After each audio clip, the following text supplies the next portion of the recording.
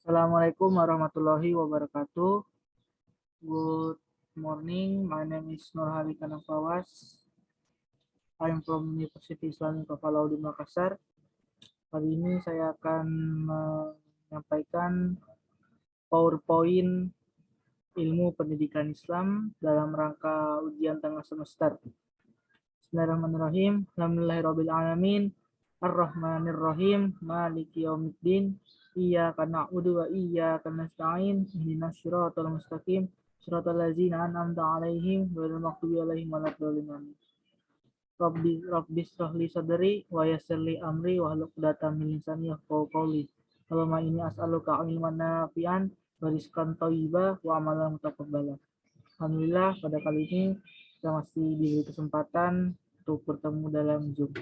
Tanpa berbasa-basi dan buat efisiensi waktu, kali ini saya akan langsung mulai pada materi pertama yang berjudul Prolog dan Pengertian Pendidikan Ilmu Islam. Ilmu pengetahuan adalah konsep tentang sesuatu yang berdasarkan kenyataan dan pengalaman. Hidup yang tidak tersusun secara metodologis, sistematis, dan rasional. Menurut Profesor Haji Mahmud Yunus, yang dimaksud pendidikan ialah suatu usaha yang dengan sengaja dipilih untuk mempengaruhi dan membantu anak yang bertujuan untuk meningkatkan ilmu pengetahuan, jasmani dan akhlak sehingga secara perlahan bisa mengantarkan anak kepada tujuan dan cita-citanya yang paling tinggi. Yang kedua kita berpindah pada materi dasar dan tujuan pendidikan Islam. Pendidikan Islam sebagai salah satu aspek dari ajaran Islam. Dasarnya adalah Al-Quran dan Hadis. Nabi Muhammad SAW. Al-Air Nahlawi menyatakan bahwa tujuan umum pendidikan Islam adalah meningkatkan kemampuan, akal, dan menumbuhkan pikiran. Yang kedua, menumbuhkan potensi-potensi bakat yang dibawa sejak lahir. Yang ketiga, mengembangkan potensi generasi muda. Dan keempat, menjaga keseimbangan potensi dan bakat manusia. Materi ketiga adalah lapangan penelitian pendidikan Islam. Tujuan pendidikan Islam tidak terlepas dari tujuan hidup manusia dalam Islam, yaitu untuk menciptakan pribadi-pribadi hamba Allah yang selalu bertakwa kepadanya. Proses pendidikan Islam yang mewujudkan lapangan kerja tampak pada nilai-nilai religius atau nilai Islami yang memberikan dorongan yang sangat besar terhadap umat yang baik itu pegawai negeri, sipil, wira swasta, petani, masyarakat pada umumnya untuk menciptakan produktivitas kerja sesuai dengan bidang tugasnya masing-masing. Dengan demikian, maka seseorang yang memiliki kehidupan beragama yang baik, iman yang kuat, dan Islam yang kafah, maka yang bersangkutan akan dipastikan memiliki etos kerja yang produktif dan produktivitas yang tinggi. Selanjutnya, materi yang keempat adalah dalam hubungan dengan lapangan kerja, Islam harus bersikap mengarahkan dan mengendalikan perkembangan ilmu pengetahuan dan teknologi sehingga tetap berpijak pada sumber agama Islam, yaitu Al-Quran dan Hadis.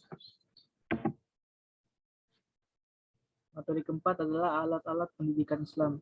Eksistensi alat-alat pendidikan Islam. Alat pembelajaran merupakan tindakan perbuatan situasi atau benda yang dengan sengaja diadakan untuk mencapai tujuan pendidikan. Pengertian alat mengarah pada objek benda mati, sementara istilah tindakan atau perbuatan merujuk pada objek yang hidup atau berubah itu, tindakan atau perbuatan manusia. Oleh sebab itu, tindakan atau perbuatan manusia dalam pendidikan dibahas dalam unsur metode pendidikan. Alat dapat berfungsi meningkatkan efektivitas dan efisiensi dalam proses pembelajaran. Termasuk selanjutnya kepada konsep pembelajaran menurut pendidikan Islam. Yang pertama ada hukuman. Kita akan bahas lebih jelas apa itu hukuman. Hukuman adalah metode hukuman atau ganjaran berasal dari fakta yang menyatakan bahwa metode ini secara kuat berhubungan dengan kebutuhan-kebutuhan individu seseorang yang peserta didik yang menerima ganjaran akan memahaminya sebagai tanda penerimaan kepribadiannya yang membuat rasa aman. Keamanan yang merupakan salah satu kebutuhan psikologis Sementara hukuman yang berkaitan dengan hal-hal yang tidak disukainya akan dapat mengubah rasa aman. Karena pengajaran merupakan aktivitas kependidikan, maka pendidik atau guru harus memberi yang terbaik untuk memotivasi setiap anak didiknya yang memiliki metode yang berguna. Di samping itu, pendidik boleh saja menggunakan ganjaran dan hukuman sebagai kekuatan-kekuatan yang memberi motivasi. Pendidik muslim yang tinggi ini menjadikan ganjaran lebih menarik perhatian. Ketika hukuman itu dilakukan dalam kesempatan-kesempatan, kiranya harus dihubungkan dengan tujuan-tujuan pendidikan. Adanya asas hukuman jasmani tidak diletakkan sebagai alasan mengapa mempergunakan metode hukuman ba'daniyah tanpa pandang bulu. Selanjutnya adalah pergaulan. Guru hendaknya memelihara akhlak yang mulia dalam pergaulan dengan orang yang banyak dan menghindarkan diri dari akhlak yang buruk. Sebagai pewaris Rasulullah SAW, kesempatannya seorang pendidik untuk memperlihatkan akhlak yang terpuji. Bagaimana peran yang dimainkan oleh Rasulullah dalam menghadapi umatnya sebagai teladan atau panutan. Sedangkan firman Allah dalam Quran surat Al-Hujurat surah ke-49 ayat 13, hai manusia, sesungguhnya kami menciptakan kamu dari seorang laki-laki dan seorang perempuan dan menjadikan kamu berbangsa-bangsa dan bersuku-suku supaya kamu saling kenal mengenal. Sesungguhnya orang yang paling mulia di antara kamu di sisi Allah adalah orang yang paling takwa. Di antara kamu sesungguhnya Allah mengetahui lagi Maha mengenal. Adapun peran dibagi menjadi beberapa sub, yaitu peran keluarga, orang tua atau dalam pendidikan Islam. Orang tua merupakan pendidik utama bagi anak-anak mereka, karena dari mereka lah anak mulai menerima pendidikan yang terdapat dalam kehidupan keluarga. Seorang anak dididik dengan pendidikan agama sejak anak dalam kandungan sehingga lahir dewasa, sehingga lahir dewasa jika perlu masih dibimbing. Menurut hasil penelitian ilmu modern mengatakan bahwa yang dominan membentuk jiwa anak adalah lingkungan. Lingkungan yang pertama yang dialami sang anak adalah ibu dan ayah. Yang kedua adalah peran dari sekolah, madrasah atau dalam lingkup pendidikan Islam. Pada dasarnya pendidikan di sekolah merupakan bagian dari pendidikan dalam keluarga, yaitu yang sekaligus merupakan lanjutan dari pendidikan keluarga. Di samping itu, kehidupan sekolah adalah jembatan bagi anak yang menghubungkan kehidupan dalam keluarga dengan kehidupan masyarakat yang kelak akan dihadapinya. Ketiga, peranan masyarakat dalam pendidikan Islam. Pendidikan masyarakat biasanya disebut dengan pendidikan non-formal, yaitu pendidikan yang diselenggarakan sengaja dan berencana tapi tidak sistematis dari lingkungan keluarga dan sekolah. Di sekolah, masyarakat adalah sekumpulan orang banyak yang berbagai ragam kualitas diri, mulai dari yang tidak berpendidikan sampai berpendidikan. Masyarakat besar pengaruhnya dalam memberikan arahan terhadap anak, terutama pemimpin masyarakat muslim, tentu saja menghendaki anaknya menjadi anggota masyarakat yang taat dan patuh pada agamanya. Yang ketiga, dalam konsep pembelajaran pendidikan Islam adanya wibawa. Wibawa adalah sifat yang memperlihatkan kemampuan untuk mempengaruhi orang lain melalui sikap dan tingkah laku, mengandung kepemimpinan dan daya tarik menurut KBBI tahun 2000. Guru yang berwibawa berarti guru yang dapat membuat siswanya terpengaruh oleh tutur katanya, pengajarannya, patuh kepada nasihatnya, dan mampu menjadi magnet bagi siswa sehingga siswanya akan terkesima dalam menyimak pengajarannya. Ditinjau dari daya mempengaruhi seseorang, kewibawaan dapat menjadi bagi dua, yaitu kewibawaan lahir, yaitu merupakan nampak terlihat dari seorang pendidik atau seorang guru. Kewibawaan lahir bisa tampak dari cara berpakaian, berbicara, dan cara dia bertindak. Yang kedua adalah kewibawaan batin. Kewibawaan batin merupakan kewibawaan yang dimiliki oleh seorang guru atau pendidik yang tak nampak atau tidak terlihat. Namun ketika ia hadir, maka setiap siswanya merasakan ia adalah sosok yang mengagumkan, yang patut dipatuhi perintahnya dan mendengarkan perintahnya. Selanjutnya akan masuk nilai sarana. Proses pembelajaran di sekolah akan berjalan dengan lancar jika ditunjang dengan sarana yang memadai, baik jumlahnya, keadaannya, maupun yang kelengkapannya. Jumlah dimaksud adalah keberadaan dan banyak sedikitnya yang dimiliki. Jadi dalam hal ini fasilitas disamakan dengan sarana.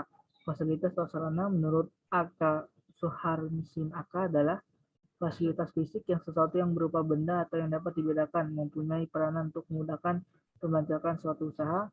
Fasilitas uang yaitu segala sesuatu yang bersifat mempermudah suatu kegiatan sebagai akibat bekerjanya nilai uang.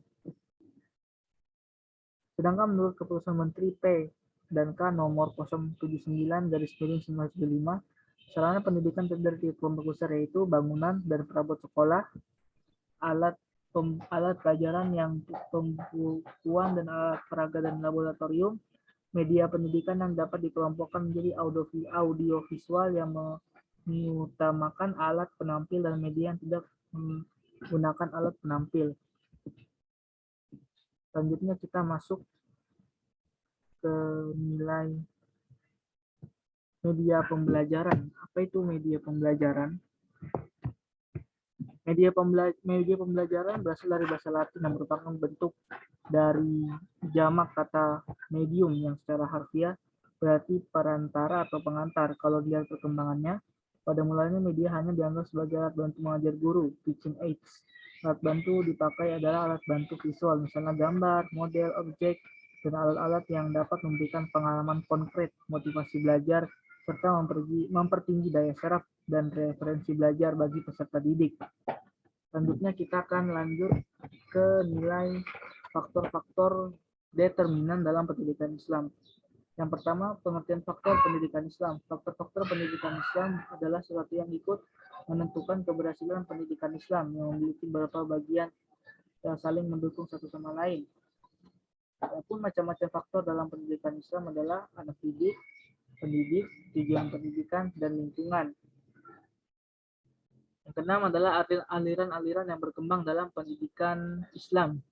Macam-macam aliran yang berkembang dalam pendidikan Islam adalah yang pertama, aliran empirisme. Pada teori empirisme menyatakan bahwa pendidikan atau lingkungan dapat berbuat sekehendak hati dalam pembentukan pribadi anak didik sesuai yang diinginkannya. Yang kedua, aliran naturalisme. Aliran naturalisme dalam pendidikan tidak diperlukan. Yang dilaksanakan adalah menyerahkan anak didik kepada alam agar pembawaannya baik itu tidak merusak oleh tangan manusia melalui proses kegiatan pendidikan itu. Tiga adalah aliran nativisme. Pada aliran nativisme menyatakan bahwa kemungkinan seorang anak yang mempunyai potensi hereditasnya rendah, maka tetap rendah meskipun dia sudah dewasa atau telah dididik. Yang keempat, aliran konvergensi. Dalam teori konvergensi yang ditemukan oleh Julian Stern, bahwa pembawaan dan lingkungan merupakan dua garis yang merujuk pada suatu tujuan atau titik temu yang sama. Pandangan Islam terhadap nilai aliran nativisme. Dalam pandangan Islam, aliran nativisme tidak sepenuhnya dapat diterima.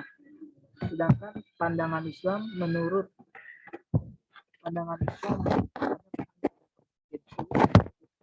kalangan sebagian pemikir bahwa Islam berpendapat bahwa ajaran Islam yang dibawa oleh Nabi Muhammad SAW adalah ajaran yang mendukung teori konvergensi. Baik, kita sudah menyelesaikan materi pada kali ini. Kesimpulan yang saya dapat dari materi yang kita sampaikan ini adalah kita mengetahui nilai-nilai prolog dan pengertian pendidikan Islam, kita mengetahui dasar dan tujuan pendidikan Islam, kita mengetahui apa itu lapangan penelitian pendidikan Islam secara detail dan konkret, kita mengetahui macam-macam alat pendidikan Islam dan bagaimana metode penerapannya dalam lingkungan pendidikan Islam.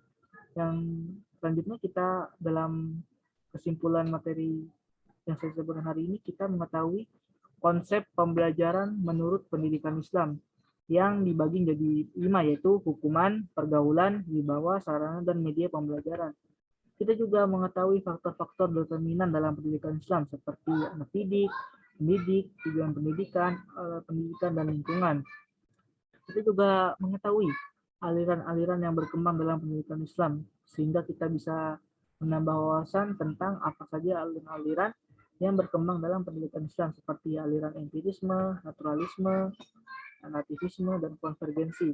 Adapun kita juga bisa mendapatkan pandangan-pandangan Islam terhadap aliran-aliran yang berkembang dalam pendidikan Islam.